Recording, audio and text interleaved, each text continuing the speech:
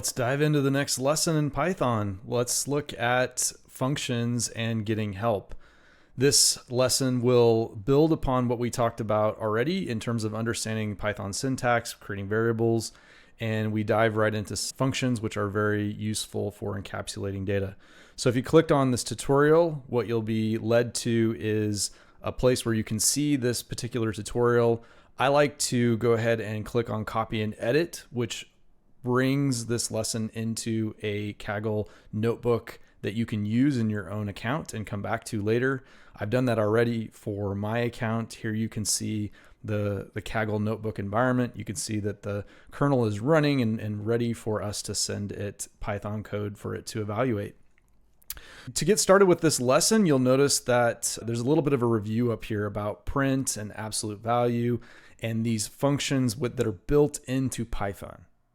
A Python function is essentially just an entity that encapsulates some sort of intent. You basically takes in information and it outputs some sort of feedback or data that has been processed in some sort of way. So print is taking in the information of which variable you want to look at, and it's giving back on the screen showing you what you want. Absolute value, same thing, taking in a positive or negative number and replying back with the absolute value. So a couple things that we'll learn here. First one, getting help. Help is a new function, another built-in function for Python, which is really important and kind of helps you learn about functions themselves. So round is one of the functions that we haven't covered yet in Python, and we can use the help function to learn about the round function. By executing this line of code, we notice that help allows us to look at what the details of the round function are. It's to round a number to a given precision in decimal digits. It takes certain values into it and it returns certain values. And so this is interesting when we get into the function discussion here in a second to understand what sort of data going in and coming back out of a function is useful. So help is a very useful function in Python to help us learn about other functions in Python. Here you can see where the help function is actually used to understand what happens to the round function when you actually pass it data into it. So when you call help here, it's not just giving you help on round, it's also giving you help on the type of input that we put in here, which was an integer or a float, negative 2.01. It tells you exactly what the different methods within the function are. So we don't need to go into those details. It's a lot of detail that it's giving you, but you can use the help function to really dive into different parts of each of the Python functions. So once again, print, we've looked at print. We learn more about what it is by using the help function to explore what kind of support we can find about that function. Python only has a certain number of core functions that are built into the language. And they're very useful to do various things. But of course, when you program, you're going to want to create your own functions, which do specific things that you want them to do. So creating a function is great because it encapsulates a certain intent or a certain task in a chunk of code, and it kind of hides that code in this container, which is what a function is, and allows you to use it throughout your code. So here we have a situation where we're defining a new function called least_difference. Least_difference is taking the input variables of A, B, and C. It is basically subtracting each of the variables from each other, taking the absolute values, and returning the minimum of those three differences. So finding the least possible difference between three variables. So when we run this function, definition code, you'll notice nothing happens. Basically, the Python kernel has taken this definition, created this function called least_difference, and stored it in its memory for later use. And we'll show you in a second how to call this function to run this particular process below. So we can do that here below. We can have a print function, which is going to call this least differences function 3 times, give it 3 different input variables, 1, 10, and 100, 1, 10, and 10, and 5, 6, and 7. And we can run this, and what we return, what's given back to us, is the least difference of each of these function calls. So this is a way that it basically runs this chunk of code 3 times. It encapsulates the code and reduces the need for you to rewrite that code. So, and then what if we want to find out more information about this new function that we've created?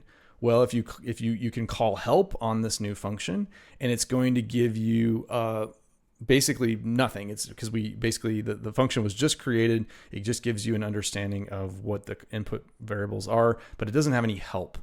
So one thing that Python can do when you create functions is you can create what's called docstrings in your function definitions, which allow someone who doesn't understand that function to use the help function to call and see, basically give documentation on how it works. So to create docstrings for a function, you basically just use 3 sets of quotation marks, double quotations at the beginning and end of this part of the code. It's kind of similar in a sense to commenting code, where the Python kernel is taking those lines and realizing this is for humans to read, not for the kernel to read. But it's indicating that these are what the explanation that will be given when the help function is called. So here we redefine the function with this docstring. And when someone uses help to understand how does least underscore difference work, what's returned is what we put in that docstring. So documentation is extremely important in any programming language, and this is kind of a crash course in an early understanding of how help function and docstrings work.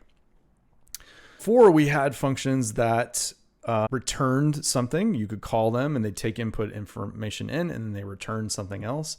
Here's a situation where we redefined least underscore difference. This time we didn't return any values. So when we call that function 3 times, there's nothing that's returned because the function doesn't have that. What happens is that it returns none. None is just a special value. It doesn't mean 0 or anything like that. It's just a special value that's returned when a function is not defined to return anything. So print, for example, is help, print. These are all examples of functions that don't return anything specific when you run them. So the next section we'll look at is called default arguments. This is just a way that Python allows you to create, instead of passing all of the different variables to a function that are needed, there can be already ones built in essentially that are default. For the print function, the default is that when you send it certain variables, it will just print them with a space in between them, a single space. But you can override that default by passing what's called an attribute or specifying a certain thing. So separate SEP or SEP is an attribute that can be set within the print function, which is usually hidden from you, but you can specify it specifically. In this case, we wanted a space and a less than sign. But if we print the original, we'll notice that the default argument is just a space, basically.